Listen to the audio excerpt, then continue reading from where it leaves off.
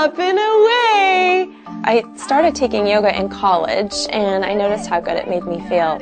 I was a marketing and advertising director in Chicago, and when we moved back here to have a family, I started looking around for yoga for myself, and I found plenty of classes, but when my kids were born, I didn't find anything for us to do together. So the light bulb kind of came on, and within a year, my classes were filling and growing, and soon I was teaching 10 and 15 classes a week, including little birthday parties and things, and so ChildLight Yoga really grew out of that. And we have classes for moms and their babies, right up to teenagers in every combination. We have classes for children with special needs and even toddlers. To see you ring that chime. In addition to ChildLight Yoga, we have a program called Yoga for Classrooms, which is an affiliate that really grew out of our studio program.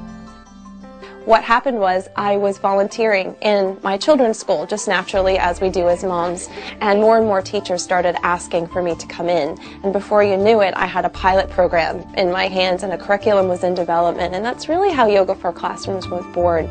Now it's a nationally recognized program. We have over 1,000 certified ChildLight Yoga instructors across the world.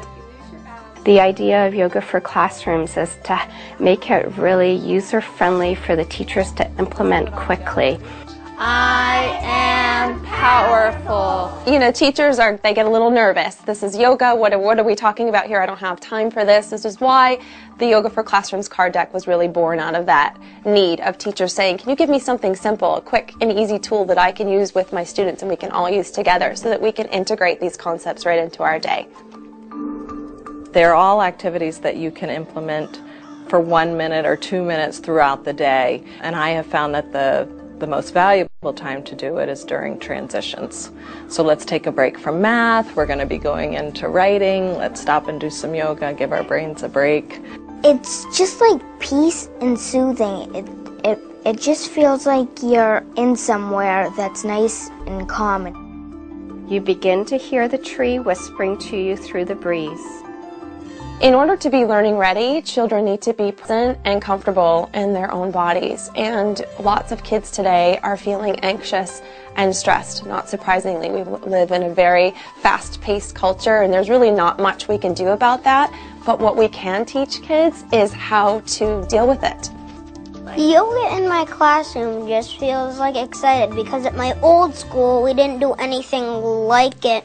But now I wasn't able to focus then, but now I could focus like 1,000 times better.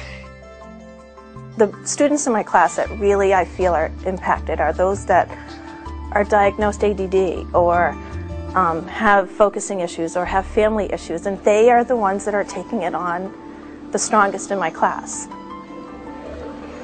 Taking a deep breath is just so helpful and letting us think clearly and being, you know, never mind the correlation between being academically successful and being a relaxed person and what that gives you as a perspective in terms of learning. And this is certainly a simple, easy technique that doesn't require a lot of stuff to get out and do. You just do it, and it's fantastic. Become a still star.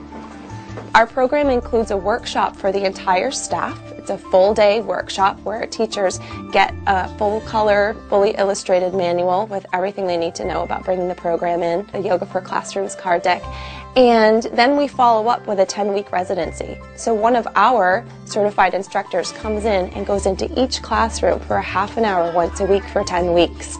And the two of those pieces make the program really sustainable. Breathing in. I like eagle pose and ocean breath.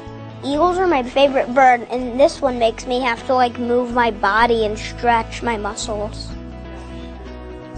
The curriculum that we share really complements a lot of the school's curriculums against anti-bullying and just a lot of the wellness initiatives, like how to take care of yourself, proper foods to eat, you know, how much sleep do you need, how to be a peacemaker with your words, with your actions, with your thoughts.